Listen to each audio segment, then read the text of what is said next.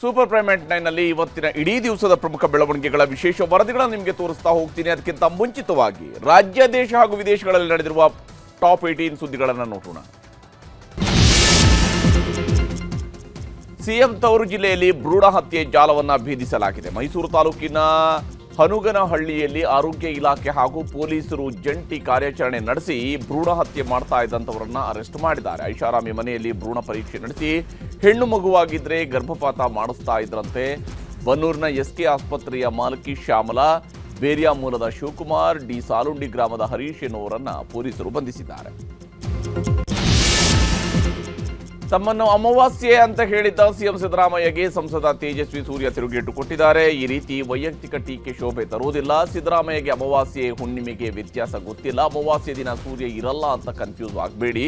ನಾನು ಜವಾಬ್ದಾರಿಯುತ ಸ್ಥಾನದಲ್ಲಿದ್ದೇನೆ. ನಿಮ್ಮ ರೀತಿ ವೈಯಕ್ತಿಕವಾಗಿ ಟೀಕಿಸುವುದಿಲ್ಲ ಅಂತ ಟಾಂಗ್ ಕೊಟ್ಟರು.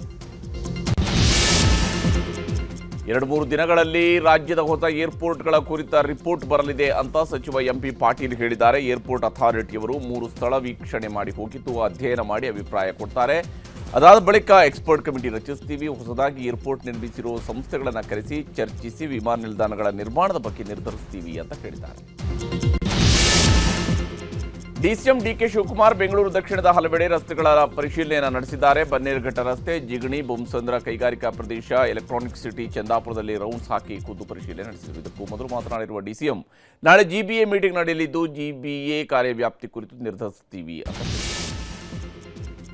ಧರ್ಮಸ್ಥಳದಲ್ಲಿ ಶವಗಳನ್ನು ಹೂತಿಟ್ಟ ಆರೋಪ ಪ್ರಕರಣದ ತನಿಖೆ ಅಂತಿಮ ಘಟ್ಟದಲ್ಲಿದೆ. ಎಸ್ಐಟಿ ತನಿಖೆ ಮುಂದುವರೆದಿದ್ದು ಮುಂದಿನ ವಾರವೇ ಕೋರ್ಟ್ಗೆ ವರದಿ ಸಲ್ಲಿಕೆಗೆ ಸಿದ್ಧತೆ ಮಾಡಿಕೊಳ್ಳಲಾಗಿದೆ.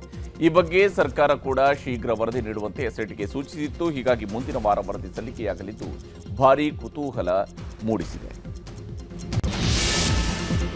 ಡಾಕ್ಟರ್ ಕೃತಿಕಾ ಕೊಲೆ ಪ್ರಕರಣದ ತನಿಖೆಯಲ್ಲಿ ಸ್ಫೋಟಕ ಮಾಹಿತಿ ಬಯಲಾಗಿದೆ. ಡಿವೋರ್ಸ್ ನೀಡಿದ್ರೆ ತನಗೆ ಏನೂ ಸಿಗೋದಿಲ್ಲ, ನ್ಯಾಚುರಲ್ ಡೆತ್ ಎಂಬಂತೆ ಬಿಂಬಿಸಿದ್ರೆ ಮನೆ, ಹಣ ಎಲ್ಲವೂ ತನಗೆ ಸಿಗಬಹುದು ಅಂತ ಡಾಕ್ಟರ್ ಮಹೇಂದ್ರ ಈ ಕೃತ್ಯವನ್ನ ಎಸಗಿದ್ನಂತೆ. ಕೊಲೆ ಬಳಿಕ ಐ ಹ್ಯಾವ್ ಕಿಲ್ಡ್ ಕೃತಿಕಾ ಅಂತ ಆಪ್ತರಿಗೆ ಮೆಸೇಜ್ ಕಳಿಸಿರುವುದನ್ನು ಪೊಲೀಸರು ರಿಟ್ರೀವ್ ಮಾಡಿದ್ದಾರೆ. ಇನ್ನು ಆರೋಪಿ ಮಹೇಂದ್ರನನ್ನ 14 ದಿನಗಳ ಕಾಲ ನ್ಯಾಯಾಂಗ ಬಂಧನಕ್ಕೆ ವಹಿಸಲಾಗಿದೆ. ರಾಜ್ಯಾದ್ಯಂತ ಹಿಂಗಾರು ಮಳೆ ಅಬ್ಬರ ಜೋರಾಗಿದೆ. ಚಿಕ್ಕಮಗಳೂರಿನ ಬಯಲುಸೀಮೆ ಭಾಗದಲ್ಲಿ ಭದ್ರಾ ಮೇಲ್ದಂಡೆ ಕಾಲುವೆ ಭರ್ತಿಯಾಗಿ 100 ಎಕರೆ ಕೃಷಿ ಭೂಮಿ ಜಲಾವೃತಗೊಂಡಿದೆ. ಇತ್ತ ಹಾಸನ ಜಿಲ್ಲೆಯ ಆಲೂರು ತಾಲೂಕಿನಲ್ಲಿ ಭಾರೀ ಅವಾಂತರ ಸೃಷ್ಟಿಯಾಗಿದೆ. ಮಂಡ್ಯ, ಮೈಸೂರು, ಚಿತ್ರದುರ್ಗ, ಕೊಪ್ಪಳ ಭಾಗದಲ್ಲಿ ಮಳೆರಾಯ ಭಾರೀ ಅವಾಂತರ ಸೃಷ್ಟಿಸಿದ್ದಾನೆ.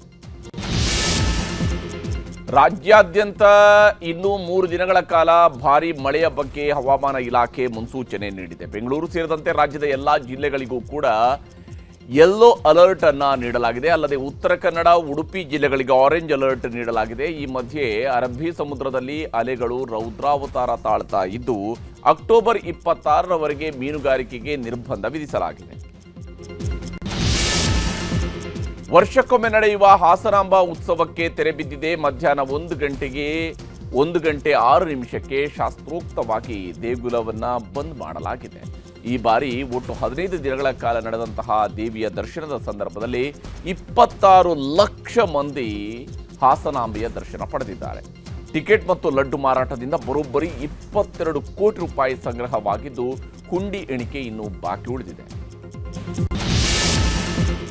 ಚಳಿಗಾಲ ಆರಂಭ ಹಿನ್ನೆಲೆಯಲ್ಲಿ ಉತ್ತರಾಖಂಡ್ನ ಕೇದಾರನಾಥ ದೇಗುಲದ ಬಾಗಿಲು ಮುಚ್ಚಲಾಗಿದೆ. ಬೆಳಗ್ಗೆ 8:30ಕ್ಕೆ ವಿಶೇಷ ಪೂಜೆ ಸಲ್ಲಿಸಿ ಶಾಸ್ತ್ರೋಕ್ತವಾಗಿ ದೇಗುಲದ ಬಾಗಿಲನ್ನ ಮುಚ್ಚಲಾಯಿತು. ಈ ಸಂದರ್ಭದಲ್ಲಿ ಸಿಎಂ ಪುಷ್ಕರ್ ಸಿಂಗ್ ಧಾಮಿ ಸೇರಿದಂತೆ ಹಲವರು ಉಪಸ್ಥಿತರಿದ್ದರು. ಈ ವರ್ಷ ಕೇದಾರನಾಥ ಯಾತ್ರೆಯ ಸಮಯದಲ್ಲಿ 17.39 ಲಕ್ಷ ಭಕ್ತರು ಕೇದಾರನಾಥಕ್ಕೆ ಭೇಟಿ ನೀಡಿದ್ದಾರೆ. ಹಲಾಲ್ ಪ್ರಮಾಣ ಪತ್ರ ಹೊಂದಿರುವ ಯಾವುದೇ ವಸ್ತುಗಳನ್ನು ಖರೀದಿಸಬೇಡಿ ಅಂತ ಉತ್ತರ ಪ್ರದೇಶದ ಮುಖ್ಯಮಂತ್ರಿ ಯೋಗಿ ಆದಿತ್ಯನಾಥ್ ಕರೆ ನೀಡಿದ್ದಾರೆ. ಈ ಪ್ರಮಾಣ ಪತ್ರದ ಮೂಲಕ ಬರುವ ಹಣವನ್ನು ಭಯೋತ್ಪಾದನೆ ಮತ್ತು ಮತಾಂತರಕ್ಕೆ ಬಳಸಲಾಗುತ್ತೆ ಎಂದು ಆರೋಪಿಸಿದ್ದಾರೆ. ಯೋಗಿ ಮಾತಿಗೆ ಕಾಂಗ್ರೆಸ್ ತಿರುಗೇಟು ಕೊಟ್ಟಿದ್ದು ಇದು ಚುನಾವಣಾ ಗಿಮಿಕ್ ಅಂತ ಟೀಕಿಸಿದೆ. ರಾಜಧಾನಿ ದೆಹಲಿಯಲ್ಲಿ ಮಾಲಿನ್ಯದ ಮಟ್ಟ ಕಳೆದ 4 ವರ್ಷಗಳಲ್ಲಿಯೇ ಅತ್ಯಂತ ಕೆಳಮಟ್ಟಕ್ಕೆ ಕುಸಿದಿದೆ. ದೀಪಾವಳಿಯ ನಂತರ ಗಾಳಿಯ ಗುಣಮಟ್ಟವು ತೀರಾ ಕುಸಿದಿದ್ದು ಉಸಿರಾಟಕ್ಕೂ ಕಷ್ಟ ಆಗ್ತಾ ಇದೆ. ವಾಯು ಮಾಲಿನ್ಯ ಮಟ್ಟ ಕಡಿಮೆ ಮಾಡಲು ದೆಹಲಿ ಸರ್ಕಾರ ಕೃತಕ ಮಳೆ ಸುರಿಸುವುದಕ್ಕೆ ಸಿದ್ಧತೆ ಮಾಡಿಕೊಳ್ತಾ ಇದೆ. ಮೋಡ ಬಿತ್ತನೆ ಮಾಡಿ ಮಳೆ ಸುರಿಸಲು ಯೋಜನೆ ರೂಪಿಸಲಾಗಿದೆ. ರಷ್ಯಾ ಉಕ್ರೇನ್ ಯುದ್ಧದಲ್ಲಿ ಭಾರತೀಯರನ್ನ ಬಳಸಿಕೊಳ್ಳಲಾಗ್ತಿದೆಯಾ ಅನ್ನುವಂತಹ ಅನುಮಾನ ಮತ್ತಷ್ಟು ಬಲವಾಗ್ತಾ ಇದೆ. ಹೈದರಾಬಾದ್ನ ಅಹಮದ್ ಎಂಬಾತ ವಿಡಿಯೋ ಮಾಡಿದ್ದು ರಷ್ಯಾ ಪರವಾಗಿ ಯುದ್ಧ ಮಾಡೋದಕ್ಕೆ ನಾನು ಸಿದ್ಧರಿಲ್ಲ, ನನ್ನನ್ನು ಕಾಪಾಡಿ ಅಂತ ಕೇಳಿಕೊಳ್ತಿರುವಂತಹ ವಿಡಿಯೋ ವೈರಲ್ ಆಗ್ತಾ ಇದೆ. ಅಹಮದ್ ಪತ್ನಿ ಆಫ್ಶಾ ಬೇಗಂ ಸಹಾಯ ಕೋರಿ ವಿದೇಶಾಂಗ ಇಲಾಖೆಗೆ ಪತ್ರ ಬರೆದಿದ್ದಾರೆ. ದಕ್ಷಿಣ ಕ್ಯಾಲಿಫೋರ್ನಿಯಾದಲ್ಲಿ ಭಾರತದ ಅಕ್ರಮ ವಲಸಿಗನೋರ್ವ ಡ್ರಗ್ಸ್ ನಶೆಯಲ್ಲಿ ಅಡ್ಡಾದಿಡ್ಡಿಯಾಗಿ ಟ್ರಕ್ ಓಡಿಸಿ 3 ಸಾವಿಗೆ ಕಾರಣನಾಗಿದ್ದಾನೆ. ಅಪಘಾತ ಎಸಗಿದವನನ್ನ ಜಶನ್ಪ್ರೀತ್ ಸಿಂಗ್ ಎಂದು ಗುರುತಿಸಲಾಗಿದೆ. ಸ್ಯಾನ್ ಬರ್ನಾರ್ಡಿನೋ ಕೌಂಟಿ ಪ್ರದೇಶದಲ್ಲಿ ವಾಹನಗಳಿಗೆ ಗುದ್ದಿದ್ದಾನೆ. ಭೀಕರ ದೃಶ್ಯ ಡ್ಯಾಶ್ ಕ್ಯಾಮೆರಾದಲ್ಲಿ ಸೆರೆಯಾಗಿದೆ. ವರ್ಷಾಂತ್ಯದ ವೇಳೆಗೆ ಭಾರತ ರಷ್ಯಾದಿಂದ ಕಚ್ಚಾ ತೈಲ ಖರೀದಿಯನ್ನು ಬಹುತೇಕ ನಿಲ್ಲಿಸಲಿದೆ ಅಂತ ಅಮೆರಿಕದ ಅಧ್ಯಕ್ಷ ಡೊನಾಲ್ಡ್ ಟ್ರಂಪ್ ಪುನರುಚ್ಚರಿಸಿದ್ದಾರೆ. ರಷ್ಯಾದಿಂದ ಚೀನಾ ಮತ್ತು ಭಾರತ ದೊಡ್ಡ ಪ್ರಮಾಣದಲ್ಲಿ ತೈಲ ಖರೀದಿಸುತ್ತಿವೆ. ತೈಲ ಖರೀದಿ ಪ್ರಕ್ರಿಯೆ ತಡೆಯೋದಕ್ಕೆ ಸ್ವಲ್ಪ ಕಾಲಾವಕಾಶದ ಅಗತ್ಯ ಇದೆ, ಅದು ಈಡೇರುತ್ತೆ ಅಂತ ಹೇಳಿದ್ದಾರೆ. ಅಡಿಲೇಡ್ನಲ್ಲಿ ನಡೆದ ಭಾರತದ ಹಾಗೂ ಆಸ್ಟ್ರೇಲಿಯಾ ನಡುವಿನ 2ನೇ ಏಕದಿನ ಪಂದ್ಯದಲ್ಲೂ ಕೂಡ ಭಾರತ ಮುನ್ನಡೆಸಿದೆ. ಭಾರತ ನೀಡಿದ್ದ 265 ರನ್ಗಳ ಸವಾಲಿನ ಗುರಿ ಬೆನ್ನತ್ತಿದ್ದ ಆಸ್ಟ್ರೇಲಿಯಾ 2 ವಿಕೆಟ್ ಅಂತರದ ಜಯ ಸಾಧಿಸಿತು. ಈ ಮೂಲಕ 3 ಪಂದ್ಯಗಳ ಏಕದಿನ ಸರಣಿಯನ್ನ ಇನ್ನು 1 ಪಂದ್ಯ ಬಾಕಿ ಇರುವಂತೆಯೇ ತನ್ನ ವಶ ಮಾಡಿಕೊಂಡಿದೆ. ಈಗ ಸುದ್ದಿಗಳನ್ನು ವಿವರವಾಗಿ ನೋಡ್ತಾ ಹೋಗೋಣ. ದೀಪಾವಳಿ ಸಂಭ್ರಮದಲ್ಲಿದ್ದಂತಹ ಕಾಂಗ್ರೆಸ್ ನಾಯಕರಿಗೆ ಸಿಎಂ ಸಿದ್ದರಾಮಯ್ಯನವರ ಪುತ್ರ ಯತೀಂದ್ರ ಸಿದ್ದರಾಮಯ್ಯ ಸಿಡಿಸಿದಂತಹ ಆಟಂ ಬಾಂಬ್ ಎಲ್ಲೆಂದರಲ್ಲಿ ಸಿಡಿಯುವಂತೆ ಮಾಡಿಬಿಟ್ಟಿದೆ. ಬೂದಿ ಮುಚ್ಚಿದ ಕೆಂಡದಂತಿದ್ದಂತಹ ಪವರ್ ಶೇರಿಂಗ್ ವಿಚಾರ ಈಗ ಬೆಂಕಿ ರೂಪವನ್ನು ತಾಳೋದಕ್ಕೆ ಶುರುವಾಗಿದೆ. ನಾಯಕರ ಮಧ್ಯೆನೇ ಪರ ವಿರೋಧದ ಹೇಳಿಕೆಗಳು ಶುರುವಾಗಿದ್ದಾವೆ. ಕಾಂಗ್ರೆಸ್ನ ಮಂತ್ರಿಗಳು ಒಂದು ದಾಟಿಯಲ್ಲಿ ಮಾತನಾಡ್ತಾ ಇದ್ದರೆ ಶಾಸಕರು ಇನ್ನೊಂದು ದಾಟಿಯಲ್ಲಿ ಮಾತನಾಡೋದಕ್ಕೆ ಶುರು ಮಾಡಿದ್ದಾರೆ. ಹೀಗಾಗಿ ಕಾಂಗ್ರೆಸ್ನ ಈ ಒಳಗಿನ ತಿಕ್ಕಾಟ ಬಿಜೆಪಿ ನಾಯಕರಿಗೆ ಒಳ್ಳೆ ಆಹಾರದಂತೆ ಸಿಕ್ಕಿದೆ.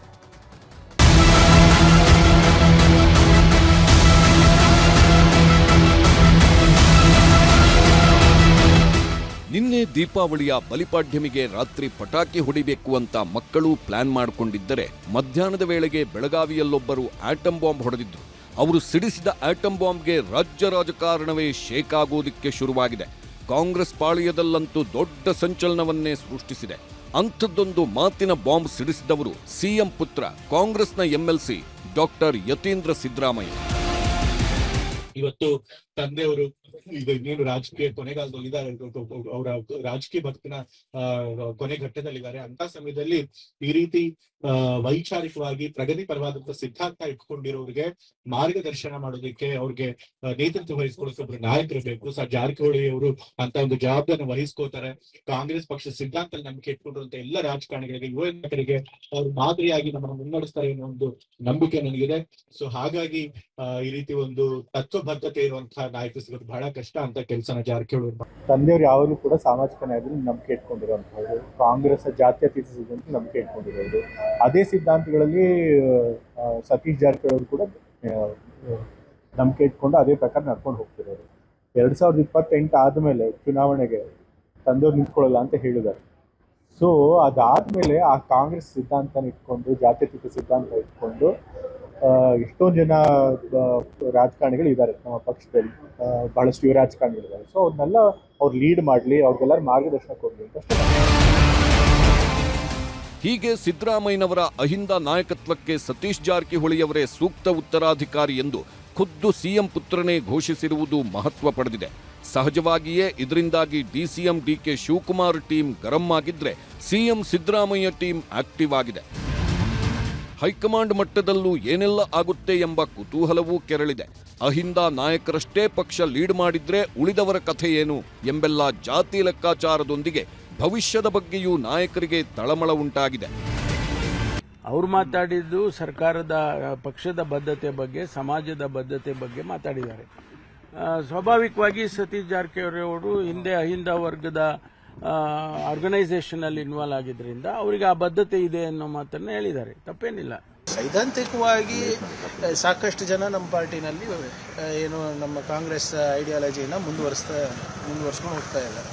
ಅದರಲ್ಲಿ ಸತೀಶ್ ಜಾರಕಿಹೊಳಿ ಅವರು ಒಬ್ಬರು ಅಂದ್ಬಿಟ್ಟು ಅವರೇ ಹೇಳ್ತಾ ಇದ್ದಾರೆ. ಅದರಲ್ಲಿ ಅವರು ಒಂದು ಸಂಘಟನೆ ನಡೆಸ್ತಾರೆ ಮುಂಚೆಯಿಂದನೂ, ಯಾವುದು ನಿಮ್ಮ ಇದ್ರ ವಿರುದ್ಧ, ಮೂಢನಂಬಿಕೆಗಳ ವಿರುದ್ಧ, ಸಂವಿಧಾನದ ಪರವಾಗಿ ನಡೆಸ್ತಾ ಇದ್ದಾರೆ. So there is nothing wrong ಅಲ್ಲ.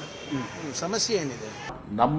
ನಮ್ಮ ಯಾರದೇ ಕ್ಲೇಮ್ ಹೋದ್ರು ಸಹ ಮಾಡ್ಕೊ ಸ್ವಾಭಾವಿಕ, ಎಲ್ಲರಿಗೂ ಆಸೆ ಇರ್ತದೆ. ಯಾರೂ ಸನ್ಯಾಸಿಗಳಲ್ಲ ರಾಜಕೀಯದಾಗ, ಯಾರ್ಯಾರು ಎಂ ಬಿ ಪಾಲ್ ನೋಡ್ಕೊಂಡು ಯಾರೂ ಸನ್ಯಾಸಿಗಳಲ್ಲ, ಎಲ್ಲರೂ ಸಮರ್ಥರಿದ್ದಾರೆ. ಪಕ್ಷ ಯಾವತ್ತೂ ಸಹ ಜನಾಭಿಪ್ರಾಯ ಬರಬೇಕು. ಮತ್ತೆ ಕಾಂಗ್ರೆಸ್ ಮುಖ್ಯವಾಗಿ ಕಾಂಗ್ರೆಸ್ ಪಕ್ಷ ಶಾಸಕರು ಬಯಸಬೇಕು.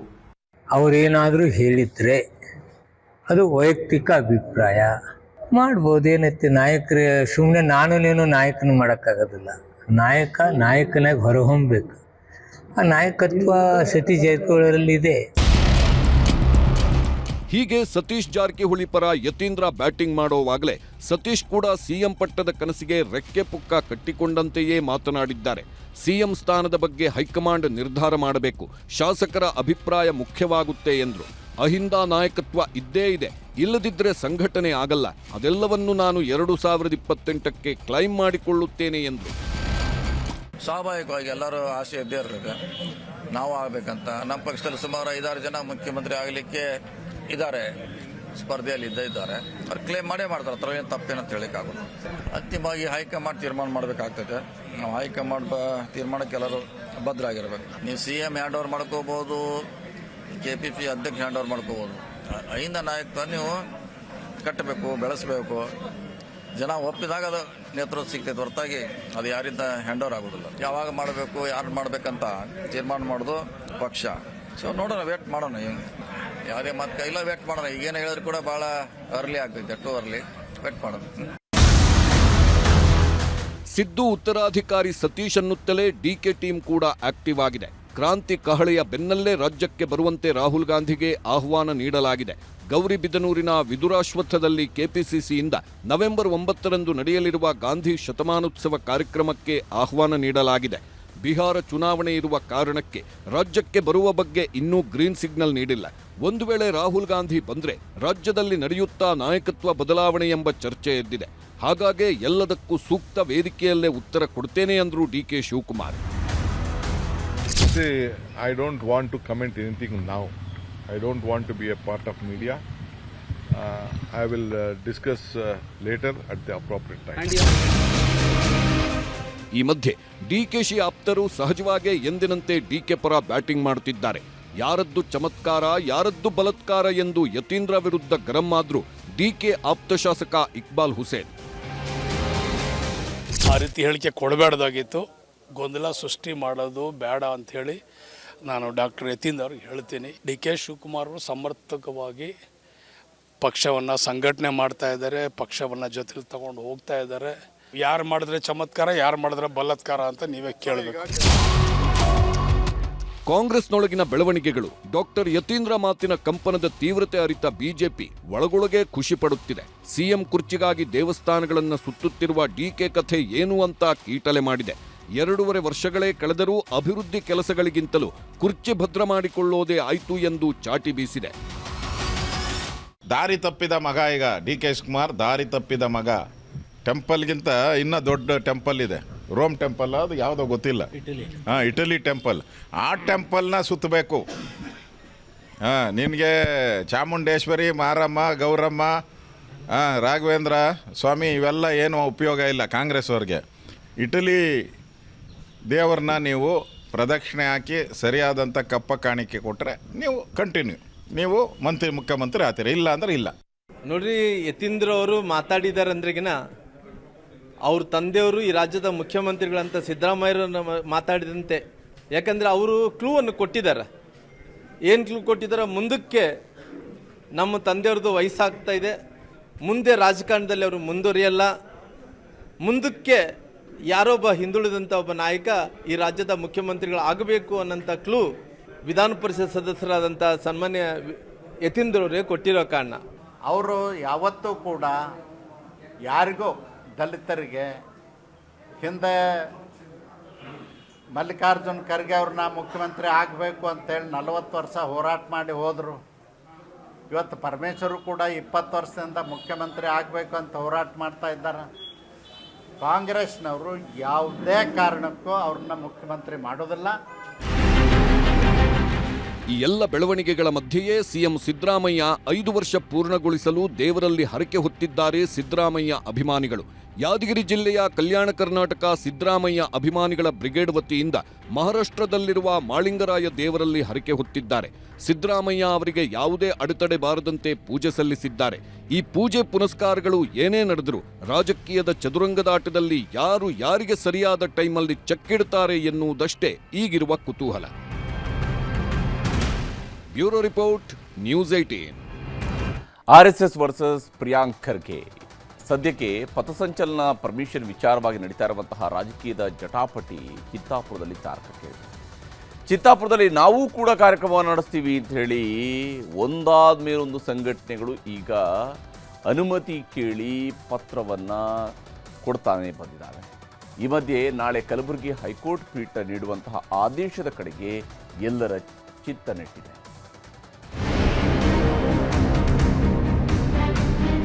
RSS ಗೆ ಯಾರು ಪ್ರಾಯೋಜಕತ್ವ ಇದೆ? ಯಾರಾದ್ರೂ ಪ್ರೊಡ್ಯೂಸರ್ ಡೈರೆಕ್ಟರ್ ಯಾರು? ಆಪಾದನೆ ಇದೆಯಲ್ಲ ನಿಮ್ಮ ಮೇಲೆಲ್ಲ ಅಧಿಕಾರದ ದುರ್ಬಳಕೆ. ಈಗ ಈ ಅನ್ರಿಜಿಸ್ಟರ್ಡ್ ಆರ್ಗನೈಸೇಷನ್ಗೆ ಎಲ್ಲಿಂದ ಬರ್ತಾ ಇದೆ ಸರ್ ದುಡ್ಡು? ಅವ್ರ ಕಾಂಗ್ರೆಸ್ ಪಾರ್ಟಿಗೆ ಎಲ್ಲಿಂದ ದುಡ್ಡು ಬರ್ತೈತೆ ಅದನ್ನ ಅವ್ರು ಡಿಕ್ಲೇರ್ ಮಾಡ್ಕೊಳ್ಳಿ. RSS ಗೆ ದುಡ್ಡು ಬರ್ತೈತೆ ಡಿಕ್ಲೇರ್ ಮಾಡಕ್ಕೆ ಕೇಳಕ್ಕೆ ಸಂಸ್ಥೆಗಳಿದೆ. ರಾಜ್ಯ ರಾಜಕೀಯದಲ್ಲಿ ಸಡನ್ ಆಗಿ RSS ವಿಚಾರ ದೊಡ್ಡ ಮಟ್ಟದಲ್ಲಿ ಚರ್ಚೆಯಾಗುತ್ತಿದೆ. RSSನ ನೋಂದಾವಣೆ, RSSನ ಫಂಡಿಂಗ್ ಬಗೆಗೆಲ್ಲ ಸಚಿವ ಪ್ರಿಯಾಂಕ್ ಖರ್ಗೆ ಪ್ರಶ್ನೆಗಳನ್ನ ಎತ್ತಿದ್ದಾರೆ. ಇದಕ್ಕೆಲ್ಲ ಮೂಲ ಕಾರಣ ಖರ್ಗೆ ಅವರ ಪತ್ರವಾದರೆ ಅದಕ್ಕೆ ಉತ್ತರ ರೂಪದಲ್ಲಿ ಮಾತಾಡುತ್ತಿರುವ ಬಿಜೆಪಿ ನಾಯಕರು ಚಿತ್ತಾಪುರದ ಚದುರಂಗದಾಟದಲ್ಲಿ ದಾಳವಾಗಿದ್ದಾರೆ. ಪ್ರಿಯಾಂಕ್ ಖರ್ಗೆ ಅವರ ಒಂದೊಂದು ಪ್ರಶ್ನೆಗೂ ಉತ್ತರ ಕೊಡೋ ಪ್ರಯತ್ನಕ್ಕೆ ಕೈ ಹಾಕಿದ್ದು ದಿನ ಕಳೆದಂತೆ ರಾಜಕೀಯ ಸಂಘರ್ಷ ಜೋರಾಗ್ತಾನೆ ಹೋಗ್ತಿದೆ. ನಿನ್ನೆಯಷ್ಟೇ ಪ್ರಿಯಾಂಕ್ ಖರ್ಗೆ RSS ಆಸ್ತಿ ಎಷ್ಟು, ನೋಂದಣಿ ಯಾಕೆ ಮಾಡಿಕೊಂಡಿಲ್ಲ ಅಂತೆಲ್ಲ ಪ್ರಶ್ನೆ ಮಾಡಿದ್ರು. ಅವತ್ತು ಅದೇ ಪ್ರಶ್ನೆಗಳನ್ನ ಬಿಜೆಪಿ ಅವರ ಮೇಲೂ ಬ್ರಹ್ಮಾಸ್ತ್ರದ ತರ ಉಪಯೋಗಿಸಿದ್ರು. ಇದಕ್ಕೆ ಬಿಜೆಪಿ ನಾಯಕರಿಂದ ಪ್ರಿಯಾಂಕ್ ಖರ್ಗೆಗೆ ಸಿಕ್ಕಿದ್ದು ಮಾತ್ರ ಅಸ್ಪಷ್ಟ ಉತ್ತರ. ಇದು ರಿಜಿಸ್ಟರ್ಡೇ ಇಲ್ಲ ಸ್ವಾಮಿ, ದುಡ್ಡು ಎಲ್ಲಿಂದ ಬರ್ತಾ ಇದೆ ಅಂತ ಕೇಳ್ತಾ ಇರೋದು, ಹೌದಾ ಇಲ್ಲ? ಈಗ ರಿಜಿಸ್ಟರ್ಡೇ ಇಲ್ಲ ಅಂದ್ರೆ ಬಿಲ್ಡಿಂಗ್ ಅವ್ರ ಹೆಸರಲ್ಲಿ ಇರ್ತದ? ರಿಜಿಸ್ಟರ್ಡೇ ಇಲ್ಲ ಅಂದ್ರೆ ಪರ್ಮಿಷನ್ ಯಾರ ಹೆಸರಲ್ಲಿ ಕೊಡ್ಬೇಕು ನಾವು? ರಿಜಿಸ್ಟರ್ಡೇ ಇಲ್ಲ ಅಂದ್ರೆ ಬ್ಯಾಂಕ್ ಅಕೌಂಟ್ ಇರುತ್ತಾ? ನಮ್ಮ ಪ್ರಶ್ನೆನೂ ಅದೇ ಇಲ್ಲ. ಅವರಿಗೆ ಕಾರ್ಯಕ್ರಮ ನಡೆಸಲಿಕ್ಕೆ ಇದು ಅಂದ್ರೆ ಅಷ್ಟೊಂದು ಜನ ವಾಲಂಟಿಯರ್ ಕೊಡ್ತಾರ? ಎಷ್ಟು ಜನ ಕೊಡಕ್ ಸಾಧ್ಯ, ನೀವೇ ಹೇಳಿ. ಅವ್ರ ಕಾಂಗ್ರೆಸ್ ಪಾರ್ಟಿಗೆ ಎಲ್ಲಿಂದ ದುಡ್ಡು ಬರ್ತೈತೆ ಅದನ್ನ ಅವ್ರು ಡಿಕ್ಲೇರ್ ಮಾಡ್ಕೊಳ್ಳಿ. RSS ಗೆ ದುಡ್ಡು ಬರ್ತೈತೆ ಡಿಕ್ಲೇರ್ ಮಾಡಕ್ಕೆ ಕೇಳಕ್ಕೆ ಸಂಸ್ಥೆಗಳಿದೆ, ಅವ್ರು ಕೇಳ್ಕಂತಾರೆ. ಮಾಡ್ಕೊಬೇಕು ಅಂತ ಎಲ್ಲಿ ರೂಲ್ ಏನಿದ್ಯಾ? ಕಾನೂನಲ್ಲಿ ಎಲ್ಲೈತೆ? ಸಂವಿಧಾನದಲ್ಲಿ ನೀವು ರಿಜಿಸ್ಟರ್ ಮಾಡ್ಬೇಕು ಅಂತ ಎಲ್ಲಿದೆ? ಯಾವ ಕಾನೂನಲ್ಲಿ ಅಡಿಯಲ್ಲಿದೆ? RSS ಯಾಕೆ ನೋಂದಣಿ ಮಾಡಿಕೊಂಡಿಲ್ಲ, ಯಾಕೆ ಆಸ್ತಿ ಲೆಕ್ಕ ಕೊಡ್ತಿಲ್ಲ ಅನ್ನೋದು ಖರ್ಗೆ ಅವರ ನೇರ ಪ್ರಶ್ನೆ. ಆದರೆ ಬಿಜೆಪಿಯವರ ಹತ್ತಿರ ಇದಕ್ಕೆ ಉತ್ತರ ಸಿಕ್ಕಿಲ್ಲ. ಆದರೆ ನೋಂದಣಿ ಮಾಡಿಕೊಳ್ಳಬೇಕು ಅಂತ ಕಾನೂನು ಎಲ್ಲಿದೆ ಅಂತ ಕೇಳೋ ಮೂಲಕ ಹೊಸ ಚರ್ಚೆಯನ್ನ ಬಿಜೆಪಿಯವರು ಹುಟ್ಟು ಹಾಕಿದ್ದಾರೆ. ಇನ್ನೊಂದು ಕಡೆ ಇದೇ ಖರ್ಗೆ ತವರು ಕ್ಷೇತ್ರ ಚಿತ್ತಾಪುರದಲ್ಲಿ ನಡೆಯಬೇಕಿರೋ RSS ಪಥಸಂಚಲನದ ವಿಷಯದಲ್ಲೂ ವಾಕ್ಸಮರ ಶುರುವಾಗಿದೆ. ಸಂಘರ್ಷ ಆಗಬಾರದು ಅಂತಾನೆ ಅನುಮತಿ ಅಸ್ತ್ರ ಪ್ರಯೋಗಿಸಿದ್ದೀವಿ ಅಂತ ಗೃಹ ಸಚಿವ ಪರಮೇಶ್ವರ್ ಹೇಳಿದ್ರೆ, ಚಿತ್ತಾಪುರದಲ್ಲಿ ಸಂವಿಧಾನವನ್ನೇ ಸಸ್ಪೆಂಡ್ ಮಾಡಿದ್ದಾರೆ ಅಂತ ಸಂಸದ ತೇಜಸ್ವಿ ಸೂರ್ಯ ಸಿಟ್ಟು ಹೊರಹಾಕಿದ್ರು. ನಮ್ಮ ಸುತ್ತೋಲೆ ಅಥವಾ ಆದೇಶನ ತಾವು ನೋಡಿದಿರ ಅಂತ ಅನ್ಕೊಂಡಿದ್ದೀನಿ. ಅಲ್ಲಿ ಎಲ್ಲಾದ್ರೂ ಅದೇ RSS ಶಬ್ದ ಬಂದಿದ್ಯಾ? ನಾವು ಎಲ್ಲ ಸಂಘರ್ಷ ಆಗಬಾರ್ದು ಮತ್ತು ಪೀಸ್ಫುಲ್ ಆಗಿ ಅಟ್ಮಾಸ್ಫಿಯರ್ ಇರಬೇಕು ಅಂತೇಳಿ ಯಾರಿಗೂ ಕೊಡೋದೇ ಬೇಡಪ್ಪ. ಸರ್ಕಾರಿ ಶಾಲಾ ಕಾಲೇಜುಗಳಲ್ಲಿ ಅಲ್ಲಿ ಇಟ್ಟಿರೋದೇ, ಶಾಲಾ ಕಾಲೇಜ್ ಇರೋದೇ ಬೇರೆ ಪರ್ಪಸ್ಸಿಗೆ. ಅಲ್ಲಿ ಮಕ್ಕಳು ಆಟ ಆಡೋದಕ್ಕೆ, ಅವ್ರ ಕಲ್ಚರಲ್ ಇವೆಂಟ್ಸ್ ಮಾಡ್ಕೊಳ್ಳೋದಕ್ಕೆ, ಅದಕ್ಕೆಲ್ಲ ಅವರು ಉಪಯೋಗಿಸ್ಕೊಳ್ಳಿ ಅಂತೇಳಿ ಇದನ್ನ ನಾವು ದೃಷ್ಟಿಯಲ್ಲಿ ಇಟ್ಕೊಂಡು ಮಾಡಿದ್ದೇವೆ. ಚಿತ್ತಾಪುರದಲ್ಲಿ ಸಂವಿಧಾನವನ್ನು ಸಸ್ಪೆಂಡ್ ಮಾಡಿ ಅವ್ರಿಗೆ ಬೇಕಿದ್ದಂಥ ಹುಕುಂನ ರೀತಿ ನಡೆಸೋದಕ್ಕೆ ಪ್ರಯತ್ನ ಆಯಿತು. ಹೈಕೋರ್ಟು ದೇಶ ನಡೆಯುವಂಥದ್ದು ಬಾಬಾ ಸಾಹೇಬರ ಸಂವಿಧಾನದ ಕೆಳಗಡೆ, ನಿಮ್ಮ ಹುಕುಂನ ಮೇಲಲ್ಲ ಅಂತ ರಾಜ್ಯ ಸರ್ಕಾರಕ್ಕೆ ಸರಿಯಾಗಿರುವಂತಹ ಪಾಠ ಕಲಿಸಿದೆ. RSS ಪಥಸಂಚಲನದಿಂದ ಶುರುವಾದ ಸಂಘರ್ಷ ಈಗ RSS ಆಸ್ತಿ ಎಷ್ಟು ಅನ್ನೋವರೆಗೂ ತಲುಪಿದೆ. ಇಷ್ಟಕ್ಕೆಲ್ಲ ಕಾರಣ ಆಗಿದ್ದು ಚಿತ್ತಾಪುರ ಪಥಸಂಚಲನ. ನವೆಂಬರ್ 2ಕ್ಕೆ ಚಿತ್ತಾಪುರದಲ್ಲಿ RSS ಪಥಸಂಚಲನಕ್ಕೆ ಅನುಮತಿ ಕೇಳಿ ಕೋರ್ಟ್ಗೂ ಮಾಹಿತಿ ಕೊಟ್ಟಿದೆ. ಆದರೆ ಅದೇ ಚಿತ್ತಾಪುರದಲ್ಲಿ ನಾವು ಪಥಸಂಚಲನ ಮಾಡ್ತೀವಿ ಅಂತ ದಿನಕ್ಕೊಂದು ಸಂಘಟನೆಗಳು ಅರ್ಜಿ ಹಾಕ್ತಾನೆ ಇದ್ದು ಇಲ್ಲಿವರೆಗೂ 5 ಸಂಸ್ಥೆಗಳು ಅನುಮತಿ ಕೋರಿ ಜಿಲ್ಲಾಡಳಿತದ ಮೊರೆ ಹೋಗಿವೆ. 20/10/2025ಕ್ಕೆ RSS ಅರ್ಜಿ ಹಾಕಿದ್ದು ಶತಮಾನೋತ್ಸವ ಪಥಸಂಚಲನಕ್ಕೆ ಅನುಮತಿ ಕೇಳಿದೆ. 21/10/2025ಕ್ಕೆ ಜೈ ಭೀಮ್ ಆರ್ಮಿ ಅರ್ಜಿ ಹಾಕಿದ್ದು ಭೀಮ ಪಥಸಂಚಲನ ಜಾಥಾಗೆ ಅನುಮತಿ ಕೇಳಿದೆ. 22/10/2025 ಅಂದ್ರೆ ನಿನ್ನೆ ದಲಿತ ಪ್ಯಾಂಥರ್ಸ್ ಸಂಘಟನೆ ಅರ್ಜಿ ಹಾಕಿ ಸಂವಿಧಾನ ಪೀಠಿಕೆ ಜಾಗೃತಿ ಜಾಥಾಗೆ ಪರ್ಮಿಷನ್ ಕೇಳಿದ್ರೆ ನಿನ್ನೆಗೆ ಕುರುಬ ಸಮಾಜದವರು ಎಸ್ಟಿಗೆ ಸೇರ್ಪಡೆಗೆ ಹೋರಾಟಕ್ಕೆ ಅನುಮತಿ ಕೇಳಿದ್ದಾರೆ. ಇನ್ನೊಂದು ಕಡೆ ಕ್ರೈಸ್ತ ಸಮುದಾಯದವರು ಇವತ್ತು ಅರ್ಜಿ ಹಾಕಿದ್ದು ವಿಶ್ವ ಶಾಂತಿಗಾಗಿ ನಡಿಗೆ ಕಾರ್ಯಕ್ರಮ ಹಮ್ಮಿಕೊಂಡಿದೆ. ಹಾಗೆ ರೈತ ಸಂಘ ಹಸಿರು ಸೇನೆ ಅರ್ಜಿ ಹಾಕಿದ್ದು ಬೆಳೆ ಪರಿಹಾರಕ್ಕೆ ಒತ್ತಾಯಿಸಿ ಪ್ರತಿಭಟನೆಗೆ ಅನುಮತಿ ಕೇಳಿದೆ. ಯಾರಿಗೆಲ್ಲ ಅನುಮತಿ ಸಿಗುತ್ತೋ ಯಾರಿಗೆಲ್ಲ ಅನುಮತಿ ಸಿಗಲ್ವೋ ಅನ್ನೋದು ನಾಳೆ ನಿರ್ಧಾರ ಆಗಲಿದೆ. ಯಾಕಂದ್ರೆ ನವೆಂಬರ್ 2ರಂದೇ ಪಥಸಂಚಲನಕ್ಕೆ ಅನುಮತಿ ಕೋರಿ ಸಲ್ಲಿಸಿರುವ ಎಲ್ಲ ಅರ್ಜಿಗಳ ಭವಿಷ್ಯವನ್ನ ನಾಳೆ ಹೈಕೋರ್ಟ್ ಕಲಬುರಗಿ ವಿಭಾಗೀಯ ಪೀಠ ನಿರ್ಧಾರ ಮಾಡಲಿದೆ. ಹೀಗಾಗಿ ನಾಳೆಯ ಹೈಕೋರ್ಟ್ ವಿಚಾರಣೆಯತ್ತ ಎಲ್ಲರ ಚಿತ್ತ ನೆಟ್ಟಿದೆ. Bureau report, news 18. ಇನ್ನು ಬಿಹಾರ ವಿಧಾನಸಭೆ ಚುನಾವಣೆ ದಿನಕ್ಕೆ ರಂಗೇರುತ್ತಾ ಇದೆ. ಮಹಾಗಠಬಂಧನದಲ್ಲಿದ್ದಂತಹ ಮುನಿಸು ಮುಸುಕಿನ ಗುದ್ದಾಟಕ್ಕೆ ತಾತ್ಕಾಲಿಕ ಬ್ರೇಕ್ ಬಿದ್ದಿದೆ ಮತ್ತು ಲಾಲು ಪುತ್ರನಿಗೆ ಸಿಎಂ ಪಟ್ಟ ಕಟ್ಟೋದಕ್ಕೆ ಕಾಂಗ್ರೆಸ್ ನಾಯಕರು ಕೂಡ ಒಪ್ಪಿಕೊಂಡು ಅವರನ್ನ ಸಿಎಂ ಅಭ್ಯರ್ಥಿ ಅಂತೇಳಿ ಘೋಷಣೆ ಮಾಡಿದ್ದಾರೆ. ಇತ್ತ ಎನ್ಡಿಎ ಕೂಟದಲ್ಲಿ ಸೋಲು ಗೆಲುವಿನ ಲೆಕ್ಕಾಚಾರ ಬಹಳ ಜೋರಾಗಿ ಸಾಗ್ತಾ ಇದೆ.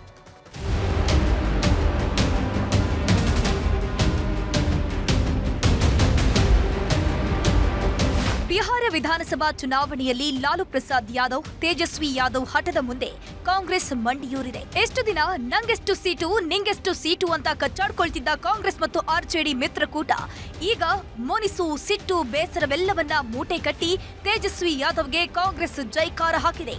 ಬಿಹಾರದಲ್ಲಿ ಮಹಾಗಠಬಂಧನ್ ಪಕ್ಷಗಳ ಕೂಟದಿಂದ ತೇಜಸ್ವಿ ಯಾದವ್ ಮುಂದಿನ ಮುಖ್ಯಮಂತ್ರಿ ಅಭ್ಯರ್ಥಿ ಅಂತ ಘೋಷಣೆಯನ್ನು ಕಾಂಗ್ರೆಸ್ ನಾಯಕರು ಅಧಿಕೃತವಾಗಿ ಮಾಡಿದ್ದಾರೆ.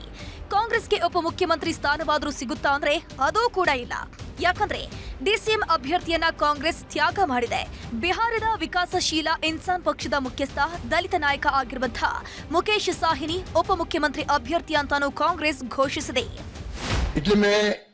ये कह सकता हूं, खड़गे साहब, राहुल गांधी जी और तमाम जो साथी बैठे हमारे, इन सब की राय लेकर के हम लोगों ने तय किया है इस चुनाव में अगले मुख्यमंत्री चेहरे के रूप में तेजस्वी यादव जी को हम लोग सपोर्ट करते हैं, जो एक नौजवान है, लंबा फ्यूचर है इनके साथ में, और मेरा अनुभव से मैं कह सकता हूं जिसका लंबा फ्यूचर होता है पब्लिक उनको साथ देती है.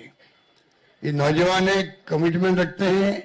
पिछली बार भी जो स्लोगन दिए थे, नौकरी के दो या कोई दो, या जो वादे किए थे उसमें खरे उतरे.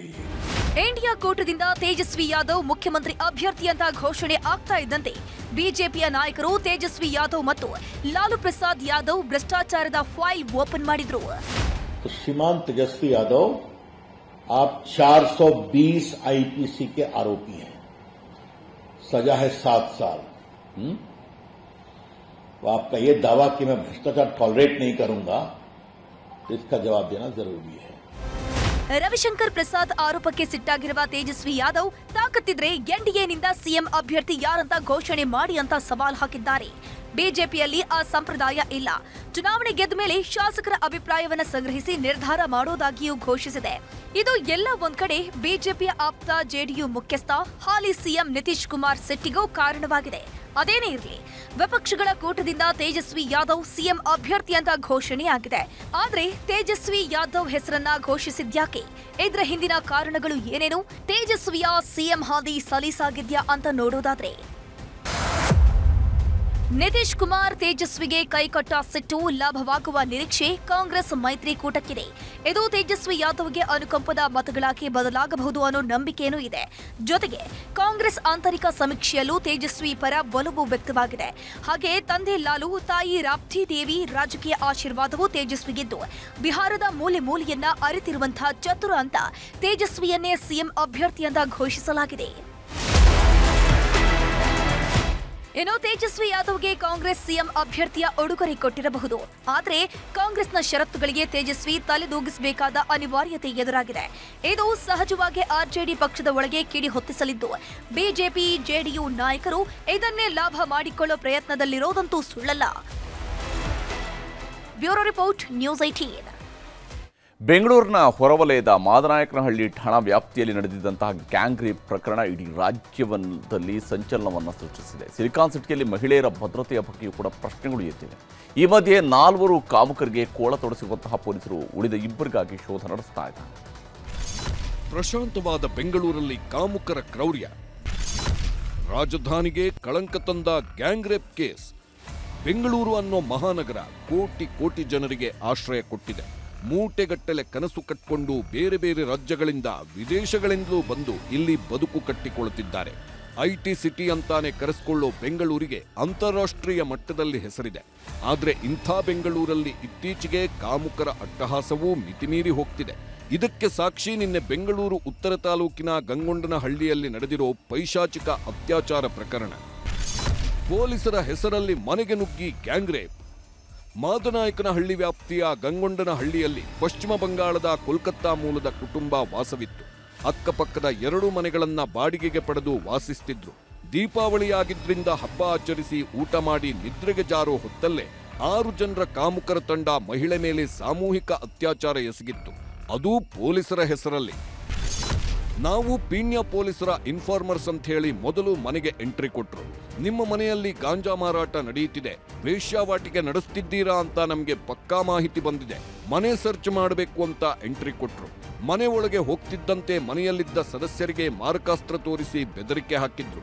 ಮನೆ ಸದಸ್ಯರ ಕೈಕಾಲು ಕಟ್ಟಿ ಹಾಕಿ ಬಾಯಿಗೆ ಬಟ್ಟೆ ತುರುಕಿ ಮಹಿಳೆಯನ್ನ ಪಕ್ಕದ ಮನೆಗೆ ಎಳೆದೊಯ್ದ್ರು. ಅಲ್ಲಿ ಸಾಮೂಹಿಕ ಅತ್ಯಾಚಾರ ನಡೆಸಿ ನೀಚ ಕೃತ್ಯ ಎಸಗಿದ್ದಾರೆ. ಮಹಿಳೆ ಮೇಲೆ ಗ್ಯಾಂಗ್ ರೇಪ್ ನಡೆಸಿದ ಪ್ರಕರಣದಲ್ಲಿ ಒಟ್ಟು 6 ಮಂದಿ ಆರೋಪಿಗಳ ಮಾಹಿತಿ ಸಿಕ್ಕಿದೆ. ತಕ್ಷಣ ಅಲರ್ಟ್ ಆದ ಪೊಲೀಸರು ಇಲ್ಲಿವರೆಗೆ ಕಾರ್ತಿಕ್, ಮಿಥುನ್, ನವೀನ್ ಮತ್ತು ಸುಯೋಗ್ ಅನ್ನೋ 4 ಆರೋಪಿಗಳನ್ನ ಬಂಧಿಸಿದ್ದಾರೆ. ಈ 4 ಕಾಮುಕರ ಇತಿಹಾಸವನ್ನೆಲ್ಲ ಖಾಕಿ ಪಡೆ ಪತ್ತೆ ಮಾಡಿದ್ದು ಒಬ್ಬೊಬ್ಬನ ಜಾತಕಾನೂ ಭಯಾನಕ. ಸಂತ್ರಸ್ತೆ ವಾಸವಿದ್ದ ಏರಿಯಾ ಬಳಿಯೇ ಆರೋಪಿಗಳು ವಾಸ ಮಾಡುತ್ತಿದ್ರು. ಕ್ಯಾಬ್ ಓಡಿಸೋದು, ಟೆಂಪೋ ಓಡಿಸೋದು ಇವರ ಕಾಯಕವಾಗಿತ್ತು. ಕೆಲಸ ಇಲ್ಲದಿದ್ದಾಗ ಸುಮ್ಮನೆ ಹರಟೆ ಹೊಡೆಯುತ್ತಾ ಕೂತಿದ್ದಾಗ ಸಂತ್ರಸ್ತೆ ಕಣ್ಣಿಗೆ ಬಿದ್ದಿದ್ಲು. ಸಾಕಷ್ಟು ದಿನ ಸಂತ್ರಸ್ತೆಯ ಚಲನವಲನವನ್ನ ನೋಡಿ ಅತ್ಯಾಚಾರಕ್ಕೆ ಸ್ಕೆಚ್ ಹಾಕಿದ್ರು. ಮಂಗಳವಾರ ಸಂಜೆ ಪಾರ್ಟಿ ಮಾಡಿ ಅತ್ಯಾಚಾರಕ್ಕೆ ಸ್ಕೆಚ್ ಹಾಕೇ ಬಿಟ್ರು. ಮಂಗಳವಾರ ರಾತ್ರಿ 9:30ಕ್ಕೆ ಪೊಲೀಸ್ ಕಡೆಯವರಂತ ಎಂಟ್ರಿ ಕೊಟ್ಟು ಗ್ಯಾಂಗ್ ರೇಪ್ ಮಾಡಿದ್ದಾರೆ. ಮಹಿಳೆ ಮೇಲೆ ಅತ್ಯಾಚಾರ ನಡೆಸಿ ವಿಡಿಯೋ ಮಾಡಿಕೊಂಡು ವಿಷಯ ಹೊರಗೆ ಬಾಯ್ಬಿಟ್ರೆ ವಿಡಿಯೋ ಹರಿಬಿಡುವ ಬೆದರಿಕೆನೂ ಹಾಕಿದ್ದಾರೆ. ಅಷ್ಟೇ ಅಲ್ಲ, ಅತ್ಯಾಚಾರ ನಡೆಸಿದ ಮೇಲೆ ಮನೆ ದೋಚಿದ್ದ ಆರೋಪಿಗಳು 25,000 ಹಣವನ್ನೂ ಎತ್ಕೊಂಡು ಹೋಗಿದ್ರು. ಕಾರ್ತಿಕ್, ಮಿಥುನ್, ನವೀನ್ ಮತ್ತು ಸುಯೋಗ್ ಬಂಧನ ಮಾಡಿದ್ದು ಮತ್ತಿಬ್ಬರು ಆರೋಪಿಗಳ ಬಂಧನಕ್ಕೆ ಹುಡುಕಾಟ ನಡೆಯುತ್ತಿದೆ. ಇದೇ ಗ್ಯಾಂಗ್ ರೇಪ್ ವಿಷಯದಲ್ಲಿ ರಾಜಕೀಯ ವಾಕ್ಸಮರಾನೂ ಶುರುವಾಗಿದೆ. ರಾಜ್ಯದಲ್ಲಿ ತಿಂಗಳಿಗೊಂದಾದ್ರೂ ಗ್ಯಾಂಗ್ ರೇಪ್ ಪ್ರಕರಣಗಳು ಆಗ್ತಾನೇ ಇವೆ. ಫೆಬ್ರವರಿಯಿಂದ ಇಲ್ಲಿವರೆಗೂ ಬೆಳಗಾವಿ, ಮಂಡ್ಯ, ಕೊಪ್ಪಳ, ಹಾಸನ, ಬೆಂಗಳೂರು ಸೇರಿ ಹಲವು ಜಿಲ್ಲೆಗಳಲ್ಲಿ 8 ಸಾಮೂಹಿಕ ಅತ್ಯಾಚಾರ ಕೇಸ್ ದಾಖಲಾಗಿವೆ. ಈಗ ನೆಲಮಂಗಲ ಘಟನೆಗೆ ಬಿಜೆಪಿ ಪರಿಷತ್ ವಿಪಕ್ಷ ನಾಯಕ ಛಲವಾದಿ ನಾರಾಯಣಸ್ವಾಮಿ ಸರ್ಕಾರ ಏನು ಮಾಡ್ತಿದೆ ಅಂತ ಪ್ರಶ್ನೆ ಮಾಡಿದ್ರೆ ಆರೋಪಿಗಳ ಬಂಧನವಾಗಿದ್ದು ತನಿಖೆ ಆಗ್ತಿದೆ, ಪೊಲೀಸರಿದ್ದಾರೆ, ಕಾನೂನಿದೆ, ಕೋರ್ಟ್ ಇದೆ ಅಂತಿದ್ದಾರೆ. ನೀವು ನೋಡಿದ್ರೆ 7 ಜನರು ಒಂದು ಹೆಣ್ಣು ಮಗಳ ಮನೆಗೆ ನುಗ್ಗಿ ಇವತ್ತು ರೇಪ್ ಮಾಡಿರ್ತಕ್ಕಂಥ ವಿಚಾರವ ಇವತ್ತು ಬೆಂಗಳೂರಿನಲ್ಲಿ ಎಲ್ಲರನ್ನೂ ದಿಗ್ಭ್ರಮೆಗೊಳಿಸಿದೆ. ಮರ್ಡರ್ಗಳು ಎಷ್ಟಾಗ್ತಾ ಇವೆ. ಈ ಸರ್ಕಾರಕ್ಕೆ ಪ್ರಶ್ನೆ ಮಾಡ್ಲಿಕ್ಕೆ ಬಯಸ್ತೇನೆ, ನೀವು ಜನರ ಸಮಸ್ಯೆಗಳನ್ನ ಪರಿಹಾರ ಮಾಡಲಿಕ್ಕೆ ಬಂದಿದ್ದೀರೋ ಅಥವಾ ಮತ್ತಷ್ಟು ಸಮಸ್ಯೆಗಳನ್ನ ಉದ್ಭವ ಮಾಡಲಿಕ್ಕೆ ಬಂದಿದ್ದೀರೋ? ಅಲ್ಲ, ಈಗಾಗಲೇ ಅವ್ರನ್ನ ಇಮಿಡಿಯೇಟ್ ಅರೆಸ್ಟ್ ಮಾಡಿದ್ದಾರೆ. 4 ಜನ ಅರೆಸ್ಟ್ ಮಾಡಿದ್ದಾರೆ. ಇನ್ನೂ 2 ಹುಡುಕ್ತಾ ಇದ್ದಾರೆ. ಅವ್ರಿಗೇನು ಕಾನೂನು ಪ್ರಕಾರ ಕ್ರಮ ತಗೋಬೇಕೋ ತಗೊಳ್ತೇವೆ. ಕಾನೂನು ಶಿಕ್ಷೆ ಕೊಡೋದು ನಾವಲ್ಲ, ಶಿಕ್ಷೆ ಕೊಡೋದು ಕೋರ್ಟ್ನಲ್ಲಿ ಕೊಡಬೇಕು. ಅದನ್ನ ಯಾವ ರೀತಿ ನಾವು ಪ್ರೆಸೆಂಟ್ ಮಾಡಬೇಕು ವಿತ್ ದಿ ಎವಿಡೆನ್ಸಸ್ ಅದನ್ನ ಇಲಾಖೆಯವರು ಮಾಡ್ತಾರೆ. ರಾಜಕೀಯ ವಾಕ್ಸಮರ ಏನಾದರೂ ಇರಲಿ, ಗ್ಯಾಂಗ್ ರೇಪ್ ಅನ್ನೋ ಹೀನಕೃತ್ಯ ಎಸಗಿದವರಿಗೆ ತಕ್ಕ ಶಿಕ್ಷೆ ಆಗಬೇಕಿದೆ. ಸದ್ಯ ಸಂತ್ರಸ್ತ ಮಹಿಳೆಗೆ ಕೆಸಿ ಜನರಲ್ ಆಸ್ಪತ್ರೆಯಲ್ಲಿ ಚಿಕಿತ್ಸೆ ಕೊಡಿಸಲಾಗ್ತಿದೆ. ಸದ್ಯ 3 ಸ್ಪೆಷಲ್ ಟೀಮ್ಗಳನ್ನು ರಚಿಸಿದ್ದು ಪೀಣ್ಯ ಪೊಲೀಸರ ಇನ್ಫಾರ್ಮರ್ ಎಂದು ಹೇಳಿರೋದ್ರಿಂದ ಅದನ್ನೂ ಪೊಲೀಸರು ಗಂಭೀರವಾಗಿ ಪರಿಗಣಿಸಿದ್ದಾರೆ. ಕ್ಯಾಮರಾ ಪರ್ಸನ್ ನೂರ್ ಜೊತೆ ಗಂಗಾಧರ್ ವಾಗಟ, ಕ್ರೈಮ್ ಬ್ಯೂರೋ, ನ್ಯೂಸ್ 18.